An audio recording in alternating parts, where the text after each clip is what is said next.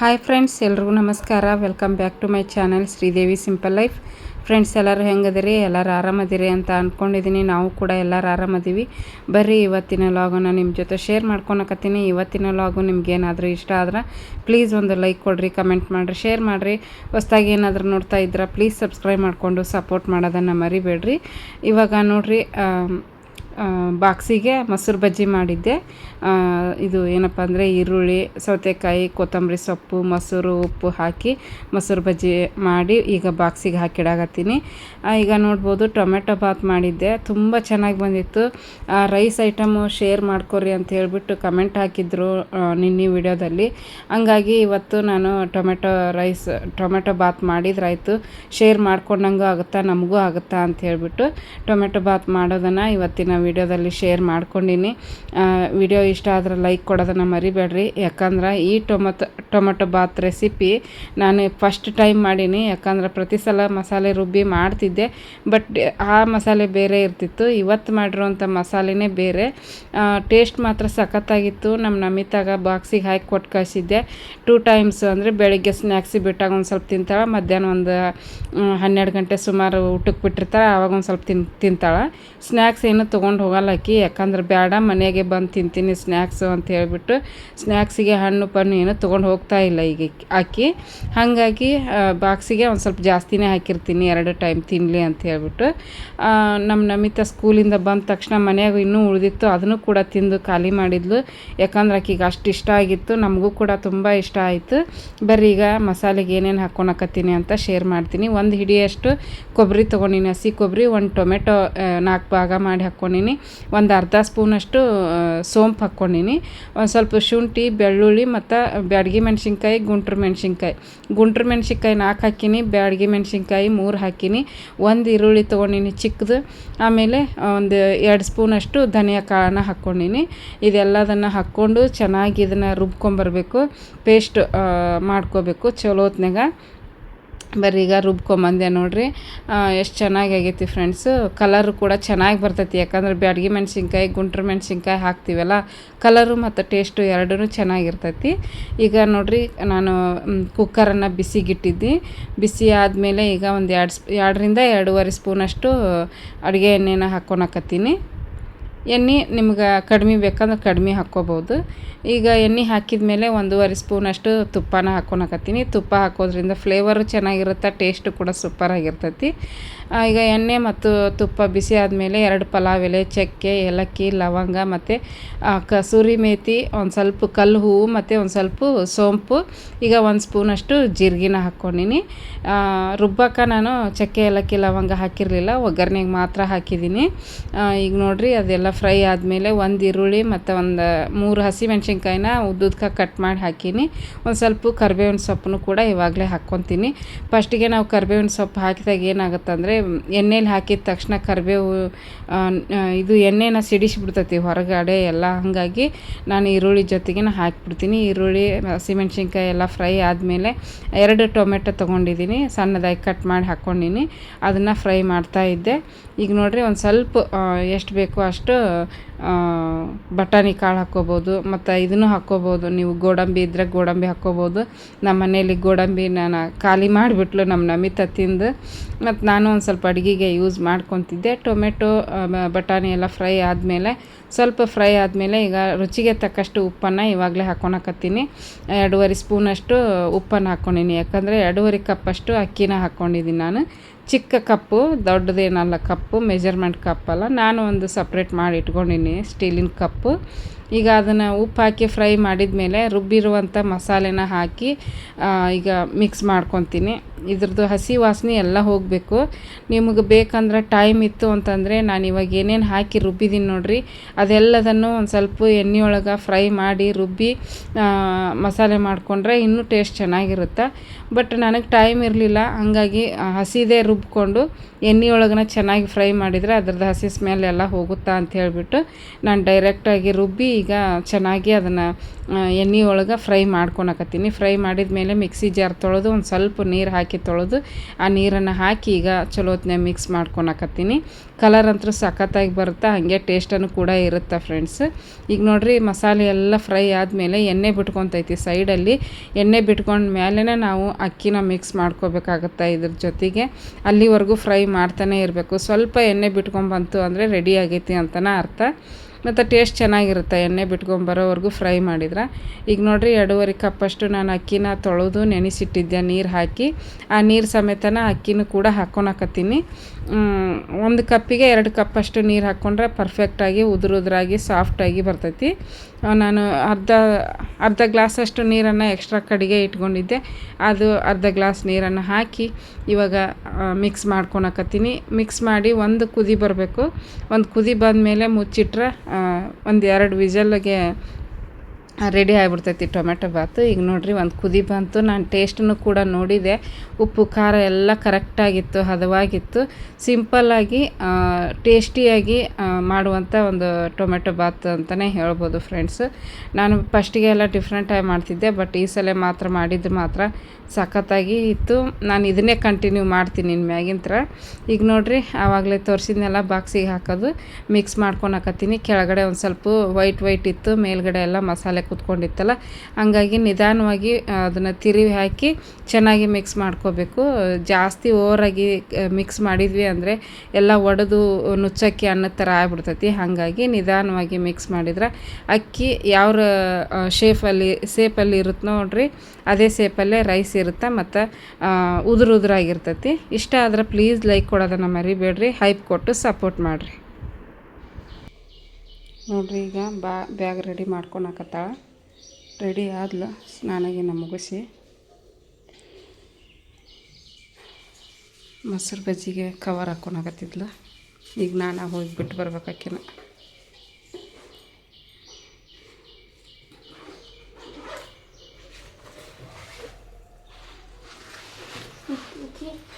ಹಾಕ್ತೀನಿ, ಹಿಡ್ಕೊ, ಶೂ ಹಾಕೋ.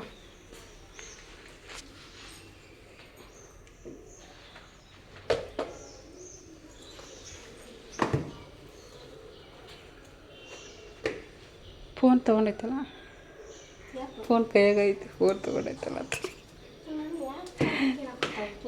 ನಾವೇ ಮಕ್ಕೊಂಡಳ ಕಿಲೆ ಹಾಕ್ಕೊಂಡು ಹೊಂಟೀನಿ.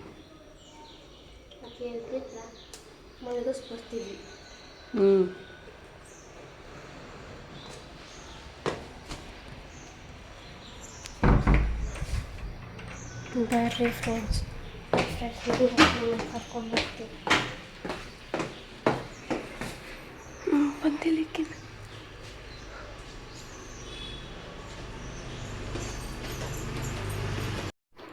ನೋಡಿದ್ರಲ್ಲ, ನಮಿತಾನ ಬಿಡೋಕೆ ನಾನು ಹೋಗಿದ್ದೆ ಪಿಕಪ್ ಪಾಯಿಂಟಿಗೆ.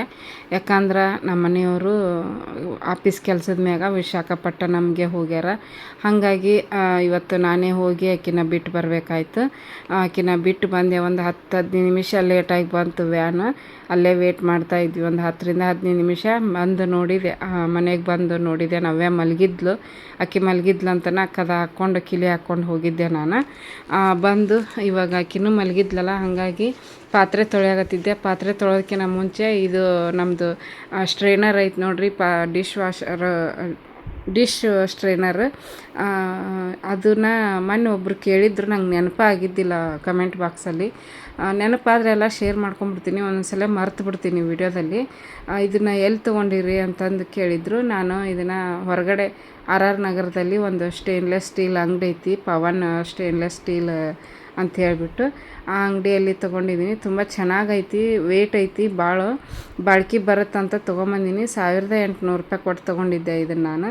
ಚೆನ್ನಾಗೈತಿ, ಬಟ್ ಏನಂದರೆ ಇದನ್ನು ಕ್ಲೀನ್ ಮಾಡೋದ ಒಂಥರ ಕಷ್ಟ ಫ್ರೆಂಡ್ಸ್.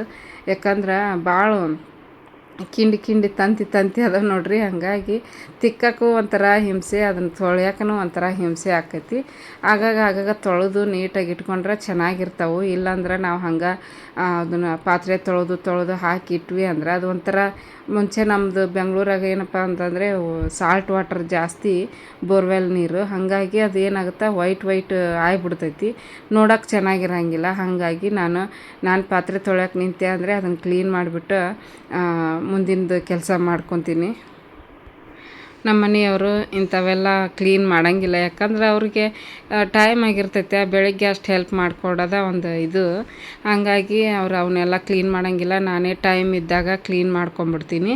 ಈಗ ನೋಡಿರಿ, ಪಾತ್ರೆನೆಲ್ಲ ತೊಳೆದು ತೆಳಗಿಟ್ಟಿನಿ, ಮತ್ತು ಅಡುಗೆ ಮಾಡಿದ್ದು ಒಂದು ಸ್ವಲ್ಪ ಎಲ್ಲ ಕೆಳಗಿಟ್ಕೊಂಡು ಗ್ಯಾಸ್ ಸ್ಟವ್ನ ಕ್ಲೀನ್ ಮಾಡ್ಕೊಳಕತ್ತೀನಿ. ಸ್ವಲ್ಪ ಕಲಿ ಆಗಿತ್ತು, ಸ್ವಲ್ಪ ಕಲಿ ಇರುತ್ತೆ ನೋಡಿರಿ, ಅವಾಗನ ತಿಕ್ಕಿ ನೀಟಾಗಿ ಮಾಡ್ಕೊಂಬಿಟ್ವಿ ಅಂತಂದರೆ ಅವು ಜಾಸ್ತಿ ಕಪ್ಪ ಆಗಂಗಿಲ್ಲ ಮತ್ತು ಕಲಿನೂ ಆಗಂಗಿಲ್ಲ. ಆಗಾಗ ಒಂದು ವಾರಕ್ಕೊಂದ್ಸಲ ನಾವು ಈ ಥರ ಕ್ಲೀನ್ ಮಾಡ್ಕೊತ ಇದ್ವಿ ಅಂದರೆ ಗ್ಯಾಸ್ ಸ್ಟವ್ ಚೆನ್ನಾಗಿ ಕ್ಲೀನಾಗಿರ್ತವೆ, ಪಳ ಹೊಳಿತಿರ್ತಾವೆ. ಹಂಗಾಗಿ ನಾನು ಕ್ಲೀನ್ ಮಾಡ್ಕೊಳಕತ್ತಿದ್ದೆ. ಇವತ್ತು ಹೆಂಗಾದರೂ ಬೇಗ ಎದ್ದಿದ್ನ್ಯಾ, ಕೆಲಸನೂ ಮತ್ತು ಮಾಡಾಕತ್ತಿದ್ದೆ, ಮಾಡೋ ಕೈಲೇ ಇದೊಂದು ಸ್ವಲ್ಪ ಕ್ಲೀನ್ ಮಾಡ್ಕೊಂಬಿಟ್ರೆ ಆಯಿತು ಅಂತ ಹೇಳ್ಬಿಟ್ಟು ಗ್ಯಾಸ್ ಸ್ಟವ್ನ ಎಲ್ಲ ನೀಟಾಗಿ ಉಜ್ಜಿ ಒರೆಸ್ಕೊಳಕತ್ತೀನಿ ಒಂದು 2 ಟೈಮು. ಇದನ್ನೇ ಮತ್ತು ಗ್ಯಾಸ್ ಒರೆಸ್ಕೊಂಡು ಮತ್ತು ಅಡುಗೆ ಮನೆಯಲ್ಲಿರುವಂಥ ಟೈಲ್ಸನ್ನು ಕೂಡ ಎಲ್ಲ ತಿಕ್ಕಿ ಒರೆಸ್ಕೊಂಡು ಕ್ಲೀನ್ ಮಾಡಿಕೊಂಡೆ. ಅವ್ರು ನಮ್ಮ ಮನೆಯವ್ರು ಇದ್ದಿದ್ದಿಲ್ಲಲ್ಲ, ಹಾಗಾಗಿ ಮತ್ತು ನಾನೇ ಮಾಡ್ತಾಯಿದ್ದೆ. ನವ್ಯಾನು ಮಲಗಿದ್ಲು, ಆಕೆ ಎದ್ದಿದ್ಲು ಅಂದ್ರೆ ಮತ್ತೆ ಆಕೆಗೆ ತಿನ್ಸೋದು ಅದು ಇದು ಕೆಲಸಕ್ಕಿತ್ತು. ಆಕೆ ಎದ್ಲು ಅಂದ್ರೆ ಮತ್ತು ಆಕೆ ಕೆಲಸನ ಸ್ಟಾರ್ಟ್ ಆಗಿಬಿಡ್ತಾವೆ. ಹಾಗಾಗಿ ಇವನ್ನೆಲ್ಲ ಕ್ಲೀನ್ ಮಾಡ್ಕೊತ ಕುಂದ್ರಕ್ಕೆ ಆಗಂಗಿಲ್ಲ. ಆದ್ರೂ ನಾನು ತೊಳಿತಾ ಇದ್ನೆಲ್ಲ ಎದ್ದು ಕುಂತಿದ್ಲು ಆಕೆ. ನಿದ್ದೆ ಅಂದರೆ ಈ ಸೌಂಡಿಗೆ ಎದ್ದು ಬಿಡ್ತಾಳೆ, ಪಾತ್ರೆ ಸೌಂಡಿಗೆ. ಒಂಚೂರು ಪಿನ್ ಡ್ರಾಪ್ ಸೌಂಡ್ ಆದ್ರೂ ಮಿಸ್ಗಾಡ್ಬಿಡ್ತಾಳೆ, ಎದ್ದು ಬಿಡ್ತಾಳೆ ಫ್ರೆಂಡ್ಸ್. ಅಷ್ಟು ಹುಷಾರದಾಳ ಕಿವಿ ಕೇಳಿಸೋದ್ರೊಳಗೆ. ಸ್ವಲ್ಪ ಒಂದು ಏನಾರ ಸೂಕ್ಷ್ಮವಾಗಿ ಏನಾರ ಸೌಂಡ್ ಆದ್ರೂ ಕೂಡ ಎದ್ದು ಬಿಡ್ತಾಳೆ ಮಕ್ಕೊಂಡಾಕಿ. ಅಷ್ಟು ಶಾರ್ಪ್ ಅದಾವೆ ಕಿವಿ ಮಾತ್ರ. ಬಟ್ ಏನೋ ಗೊತ್ತಿಲ್ಲ, ಅದೊಂದು ವರ ಆಕಿಗೆ. ಏನು ಆ ಸೌಂಡ್ ಆದ್ರೆ ಪಟಕ್ಕನ ಎದ್ದು ಬಿಡ್ತಾಳೆ. ಈಗ ನೋಡಿರಿ, ನಾನು ಗ್ಯಾಸ್ನ ನೀಟಾಗಿ ಹೆಂಗೆ ಒರೆಸ್ಕೊಳಕತ್ತೀನಿ. ಮಸ್ತ್ ಅಂದ್ರೆ ಮಸ್ತ್ ಪಳ ಅನ್ನಕತ್ತಿತ್ತು. ಯಾವುದೇ ಕೆಮಿಕಲ್ ಇದನ್ನು ಸ್ಪ್ರೇ ಹೊಡೆದಿಲ್ಲ, ಏನಿಲ್ಲ. ಬರೀ ನಾವು ಪಾತ್ರೆ ತೊಳಿತೀವಲ್ಲ ಅದೇ ಸೋಪನ್ನು ಹಚ್ಚಿ ತಿಕ್ಕಿ ಒರೆಸ್ಕೊಂಡಿನಿ. ಎಷ್ಟು ಚೆನ್ನಾಗಿ ಕಾಣಾಕತ್ತೈತಿ ನೋಡ್ಬೋದು. ಸ್ವಲ್ಪ ಕಲಿ ಇತ್ತಲ್ಲ, ಹಂಗಾಗಿ ಬೇಗ ಹೋಗ್ಬಿಡ್ತು. ಇಲ್ಲಂದಿದ್ರೆ ಅದು ಬೇಗ ಹೊಕ್ಕಿದ್ದಿಲ್ಲ. ಹಾಗಾಗಿ ನಾನೇ ಕ್ಲೀನ್ ಮಾಡ್ಕೊಳೋದು ಇಂಥವೆಲ್ಲ ನೀಟಾಗಿ. ಇನ್ನು ಡೀಪ್ ಕ್ಲೀನ್ ಮಾಡಿದಾಗ ನಮ್ಮ ಮನೆಯವ್ರು ಮಾಡಿಕೊಡ್ತಾರೆ. ಬಟ್ ಡೈಲಿ ಏನಾದರೂ ವಾರಕ್ಕೊಂದ್ಸಲ ಕ್ಲೀನಿಂಗ್ ಇದ್ದರೆ ನಾನೇ ಇವನ್ನೆಲ್ಲ ನೀಟಾಗಿ ಕ್ಲೀನ್ ಮಾಡ್ಕೊಳೋದು. ನೋಡಿರಿ, ಈಗ ಇನ್ನೂ ಕಸ ಗುಡಿಸಿಲ್ಲ, ಕಸ ಗುಡಿಸ್ಬೇಕು.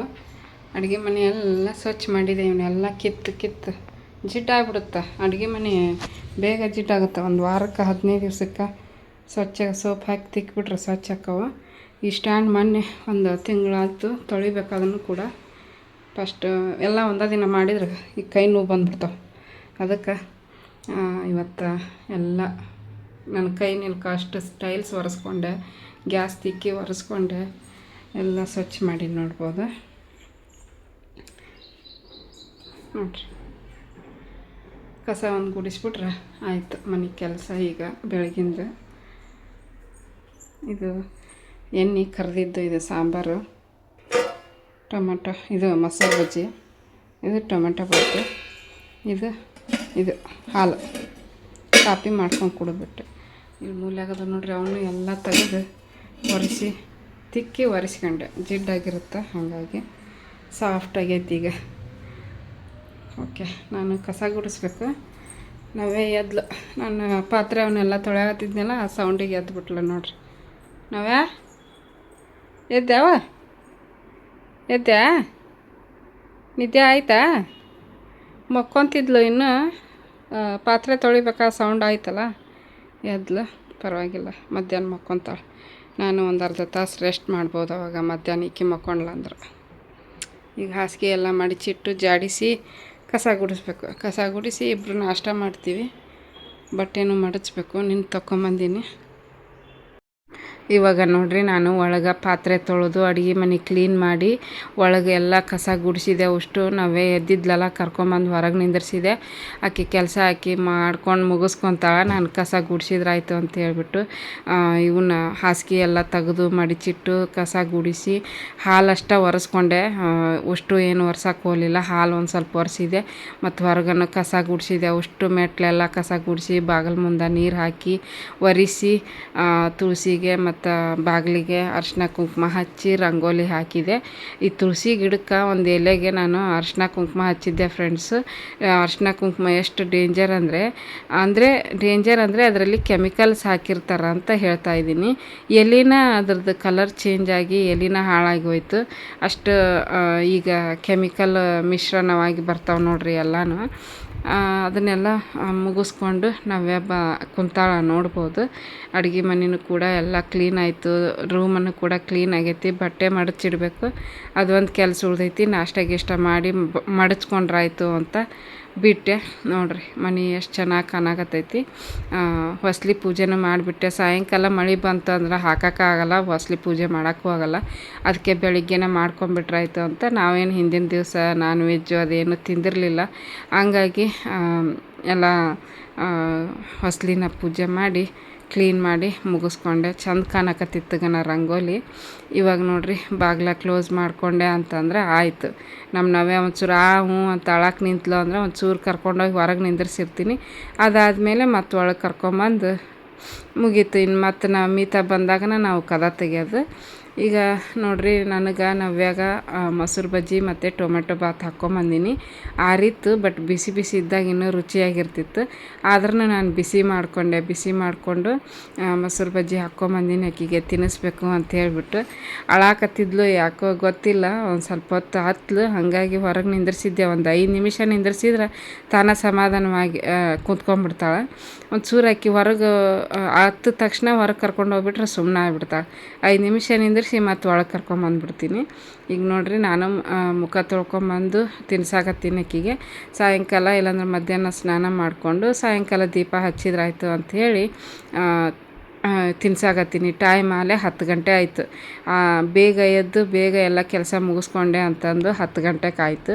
ಇಲ್ಲಾಂದ್ರೆ ಲೇಟಾಗಿ ಎದ್ದಿದ್ರೆ ಲೇಟಾಗಿ ಎಲ್ಲ ಕೆಲಸನೂ ಆಕ್ಕಿತ್ತು. ಬಟ್ ಮಾಡಿಕೊಂಡೆ, ಬೇಗ ಮಾಡ್ಕೊಂಬಿಟ್ಟೆ. ಒಟ್ಟು ಒಂಚೂರು ಟೈಮ್ ವೇಸ್ಟ್ ಮಾಡೋಕ್ಕೆ ಹೋಗಲಿಲ್ಲ. ನಮ್ಮ ಮನೆಯವರು ಹೊರಗಡೆ ಹೋಗ್ಯಾರಲ್ಲ, ಅಲ್ಲಿ ಒಂದು ಸ್ವಲ್ಪ ವಿಡಿಯೋ ಮಾಡ್ಯಾರ. ಅದನ್ನೆಲ್ಲ ನಿಮ್ಮ ಜೊತೆ ಶೇರ್ ಮಾಡ್ಕೊಂಡೀನಿ. ವಿಡಿಯೋ ಇಷ್ಟ ಆದರೆ ಪ್ಲೀಸ್ ಲೈಕ್ ಕೊಡಿರಿ, ಕಮೆಂಟ್ ಮಾಡಿರಿ, ಶೇರ್ ಮಾಡಿರಿ. ಹೊಸದಾಗಿ ನೋಡ್ತಾ ಇದ್ರೆ ಪ್ಲೀಸ್ ಸಬ್ಸ್ಕ್ರೈಬ್ ಮಾಡ್ಕೊಂಡು ಸಪೋರ್ಟ್ ಮಾಡಿರಿ.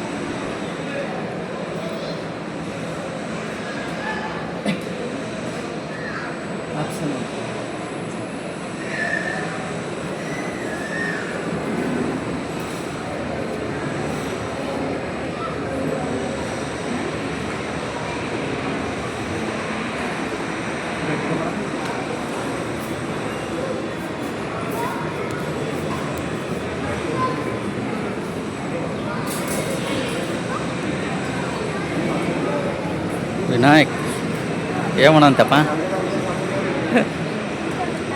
ಮಳೆ ಬರೋಂತೈತೆ.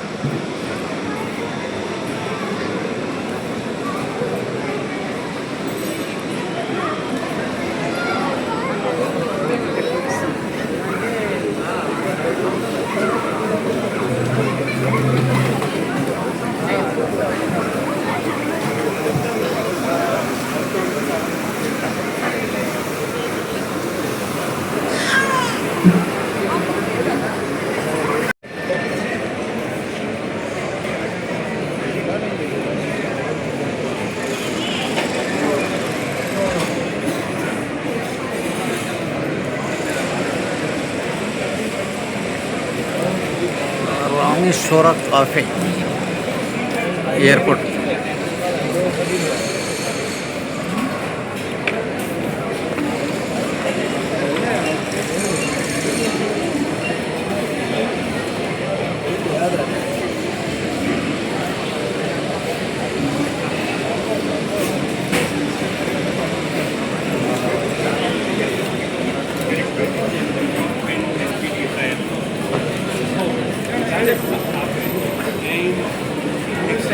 ಏರ್ಪೋರ್ಟಲ್ಲಿ ರಾಮೇಶ್ವರ ಕಾಫೆ ಆಗಿದೆ.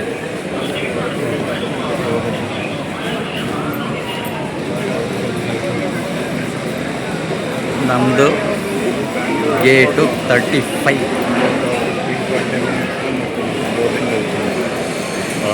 వెంటనే దిగిన వెంటనే నేను అది కాల్ చేశాను. 55 విశాఖపట్నం.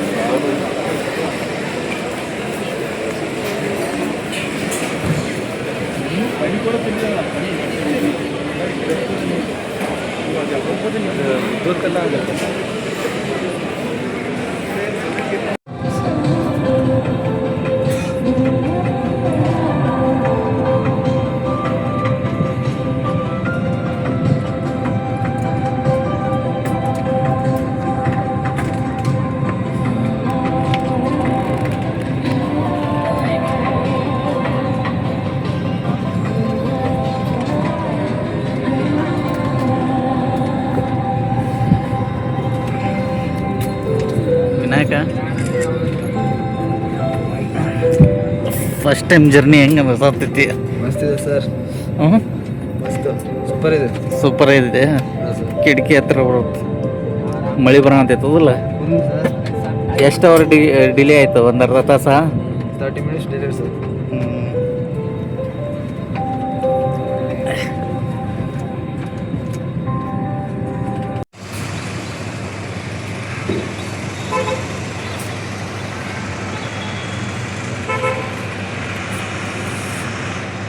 ನಮ್ಮ ರೂಮ್ನಾಗ ನಮ್ಮ ಲಾಡ್ನಾಗ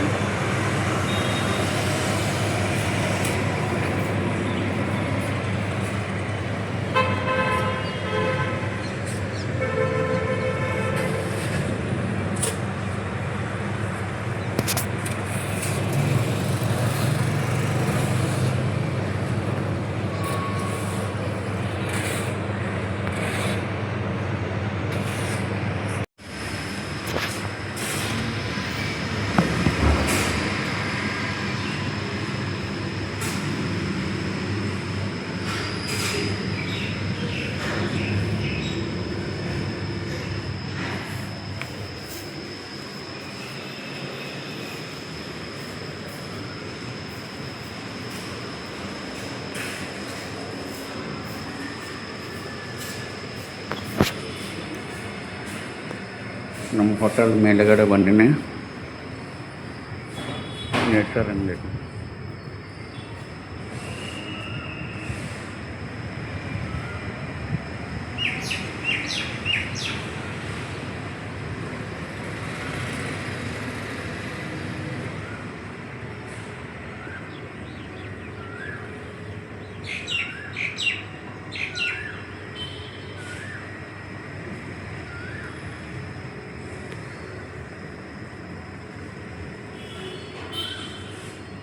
ಮೇಲ್ಗಡೆ ಬಂದು ಶೂಟ್ ಮಾಡ್ತಾ ಇದ್ದೀನಿ. ಬೆಟ್ಟ ತುಂಬ ನಿಯರೆಸ್ಟ್ ಇದೆ, ಇದು ಕೋಸ್ಟಲ್ ಏರಿಯಾ.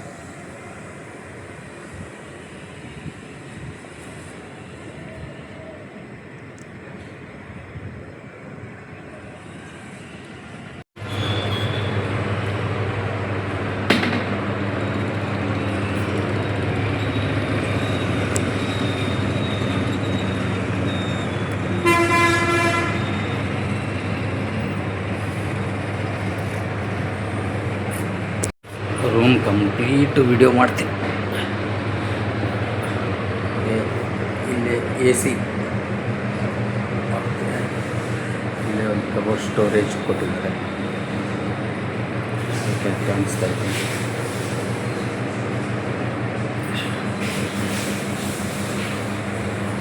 ಇದು ಬಾತ್ರೂಮ್. ನಮ್ಮ ಕಲೀಗ್ ಸ್ನಾನಕ್ಕೆ ಹೋಗ್ಯಾರ. ಇದು ಮಿರರ್,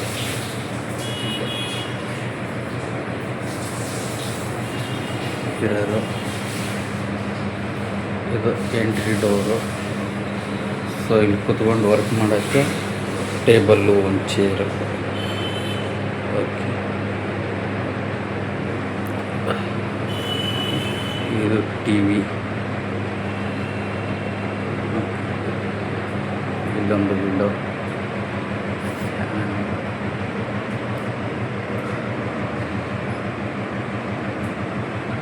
ಲೈಟ್ ಎಲ್ಲ ಇಟ್ಟಿದ್ದೀವಿ.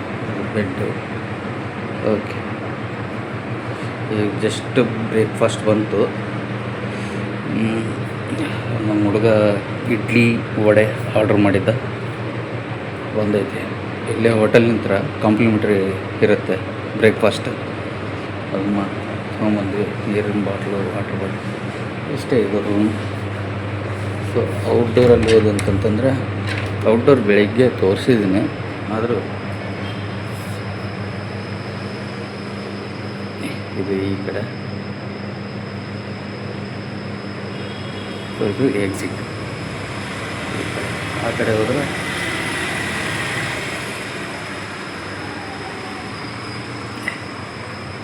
ಇದು ಲಿಫ್ಟ್, ಇದು ಮ್ಯಾನುವಲ್ ಎಕ್ಸಿಟ್ ಮೆಟ್ರೋ. ಇಷ್ಟು ರೂಮ್ ನಮ್ಮ ಹೋಟೆಲ್. ಸೊ ಇಲ್ಲೇ ಅದು ಸ್ಕೆಚ್ ಹಾಕಿದೆ.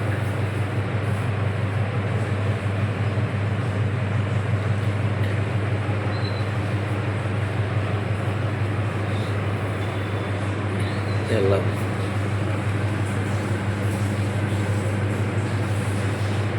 ಹೇಗಿದೆ ರೂಮ್? ಒಂದು ರೂಮಲ್ಲಿ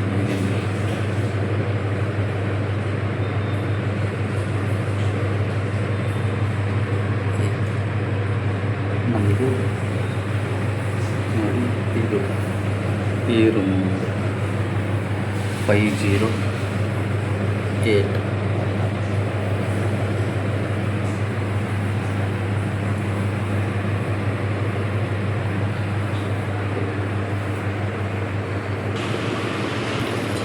ಆಮೇಲೆ ತುಂಬ ಸೆಕೆ ಇದೆ, ಹ್ಯೂಮಿಡಿಟಿ ಜಾಸ್ತಿ. ಇಲ್ಲಿ ಸಮುದ್ರ ಇದೆ ಅಲ್ಲ, ಹಂಗಾಗ್ಬಿಟ್ಟು ಸಮುದ್ರ ಇದೆ ನೋಡಿ. ಇಲ್ಲೇ ಕಾಫಿ ಮಾಡ್ಕೊಳ್ಳೋಕ್ಕೆ ಟೀ ಕಪ್ಪು, ವಾಟರ್ ಬಾಟಲ್ ಎಲ್ಲ.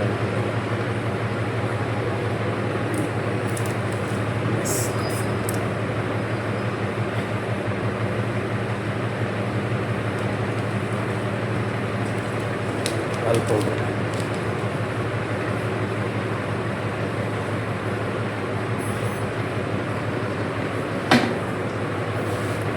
ಹಾಲು ಪೌಡರ್, ಇದು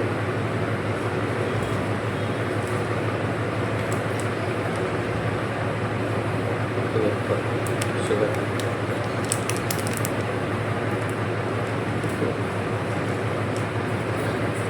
ನ್ಯಾಚುರಲ್ ಶುಗರ್.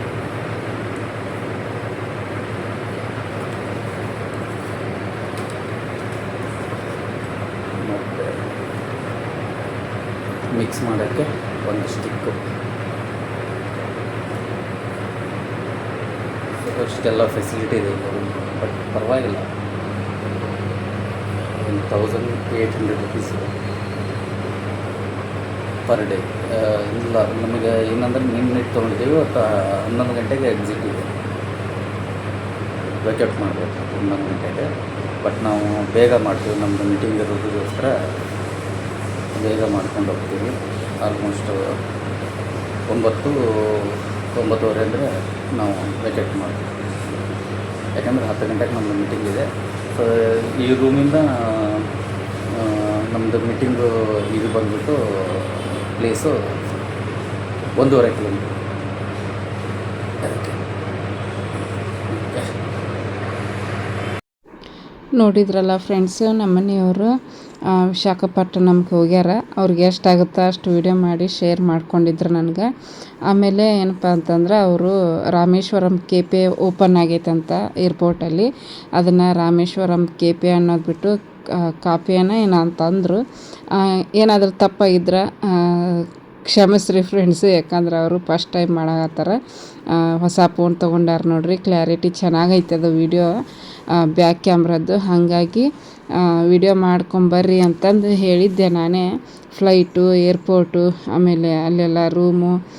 ಈಗ ಅವರು ಕೆಲಸ ಮಾಡೋ ಆಫೀಸಲ್ಲಿ ವಿಡಿಯೋ ಮಾಡೋಕ್ಕಾಗಲ್ಲ, ಅಲೌ ಇರಲ್ಲ. ಅಲ್ಲಿ ಫೋನೇ ಅಲೌ ಇರಲ್ಲ ಅಂತ ಸ್ವಿಚ್ ಆಫ್ ಮಾಡಿ ಇಟ್ಟಿರ್ತಾರೆ ಅವರಲ್ಲಿ. ಅವರು ಇರೋವಂಥ ರೂಮು ಹೋಗಿದ್ದು ಬಂದಿದ್ದು ಅಲ್ಲಿ ಮಾತ್ರ ವೀಡಿಯೋ ಮಾಡೋಕ್ಕೆ ಅವಕಾಶ ಇರುತ್ತೆ. ಹಾಗಾಗಿ ಅಲ್ಲಿ ಎಷ್ಟಾಗುತ್ತೋ ಅಷ್ಟು ವೀಡಿಯೋ ಮಾಡಿ ನನಗೆ ಶೇರ್ ಮಾಡ್ಕೊಂಡಾರ. ವಿಡಿಯೋ ಇಷ್ಟ ಆದ್ರೆ ಪ್ಲೀಸ್ ಲೈಕ್ ಕೊಡೋದನ್ನು ಮರಿಬೇಡ್ರಿ. ಯಾಕಂದ್ರೆ ಮೊನ್ನೆ ಒಂದು ವಿಡಿಯೋಕ್ಕೆ 1,000 ಮೇಲೆ 1.2K ವ್ಯೂಸ್ ಬಂದೈತಿ. ಬಟ್ ಲೈಕ್ಸ್ ಮಾತ್ರ 50-60 ಲೈಕ್ಸ್ ಬಂದವು ಅಷ್ಟೇ. ವಿಡಿಯೋ ನೋಡ್ತೀರಿ ಬಟ್ ಲೈಕ್ ಮಾಡೋಂಗಿಲ್ಲ. ಲೈಕ್ ಮಾಡಿರಿ, ಮರಿತೀರಿ. ಇಷ್ಟ ಆದ್ರೆ ಪ್ಲೀಸ್ ಲೈಕ್ ಕೊಡೋದನ್ನು ಮರಿಬೇಡ್ರಿ. ಕ್ಲಿಕ್ ಮಾಡಿ ನೋಡಿರ್ತೀರಿ, ಒಂದು ಸ್ವಲ್ಪ ಲೈಕ್ ಮಾಡಿಬಿಟ್ರೆ ಎಷ್ಟೋ ನಮಗೆ ಖುಷಿ ಆಕೈತಿ. ಲೈಕ್ ಮಾಡ್ತಾರಲ್ಲ, ಇಷ್ಟ ಆಕೈತಿ ಅಂತ ಹೇಳ್ಬಿಟ್ಟು. ಈಗ ನೋಡಿರಿ ಸಾಯಂಕಾಲದ ವ್ಲಾಗನ್ನು ನಿಮ್ಮ ಜೊತೆ ಶೇರ್ ಮಾಡ್ಕೊಳಕತ್ತೀನಿ. ಸಾಯಂಕಾಲ ಸ್ನಾನ ಮುಗಿಸಿ ಪೂಜೆ ಮಾಡಿ ಹಾಲು ಬಿಸಿಗಿಡ್ಬೇಕಂತ ಹೇಳಿ ಅಡುಗೆ ಮನೆಗೆ ಬಂದೆ. ಪೂಜೆ ಗೀಜೆ ಎಲ್ಲ ಮುಗಿಸ್ಕೊಂಡು ಹಾಲು ಬಿಸಿಗಿಟ್ಟಿನಿ. ನಮಿತಾ ಓದ್ಕೊಳಕತ್ತಿದ್ಲು. ಈಗ ಒಂದು ಸ್ವಲ್ಪ ಚಹಾ ಕಾಸಂದ್ಲು. ಹಾಗಾಗಿ ಮಳಿನೂ ಒಂಥರ ತಣ್ಣನ ಗಾಳಿ ಬಿಸಾಕತ್ತಿತ್ತು. ಹಾಲಿದ್ವು, ಹಾಗಾಗಿ ಚಹಾ ಕಾಸಿದ್ರಾಯ್ತು. ನನಗೂ ಚಹಾ ಕುಡಿಬೇಕು ಅನ್ಸಾಕತ್ತಿತ್ತು. ಬೆಳಿಗ್ಗೆ ಒಂದು ಸ್ವಲ್ಪ ಕಾಪಿ ಮಾಡ್ಕೊಂಡು ಕುಡ್ದಿದ್ದೆ. ಹಾಗಾಗಿ ಈಗ ಚಹಾ ಬೇಕನ್ನಿಸ್ತು. ಆಕಿನೂ ಕೇಳಿದ್ಲಲ್ಲ, ಮಾಡಿದ್ರಾಯ್ತಂತ ಹಾಲು ಬಿಸಿಗಿಟ್ಟು ಅದ್ರಾಗ ಒಂದು ಸ್ವಲ್ಪ ಹಾಲು ತೆಗೆದು ಇನ್ನೊಂದು ಸ್ವಲ್ಪ ಹಾಲಿನಾಗ ಚಹಾ ಕಾಸ್ಕೊಂಡು ಕುಡಿದ್ವಿ. ಮತ್ತು ಸಾಯಂಕಾಲದ್ದು ನೋಡ್ರಿ ಅಷ್ಟು ಪಾತ್ರೆ. ಬೆಳಗ್ಗೆ ನಾಷ್ಟದು, ಮಧ್ಯಾಹ್ನ ಊಟದ್ದು, ನಮಿತನ ಬಾಕ್ಸು. ಇಷ್ಟೇ ಇವತ್ತಿನ ವ್ಲಾಗು. ಇಷ್ಟ ಆದ್ರೆ ಪ್ಲೀಸ್ ಒಂದು ಲೈಕ್ ಕೊಡಿರಿ, ಕಮೆಂಟ್ ಮಾಡಿರಿ, ಶೇರ್ ಮಾಡಿರಿ. Thanks for watching. ಎಲ್ರಿಗೂ ಧನ್ಯವಾದಗಳು. ಬಾಯ್, ಟೇಕ್ ಕೇರ್.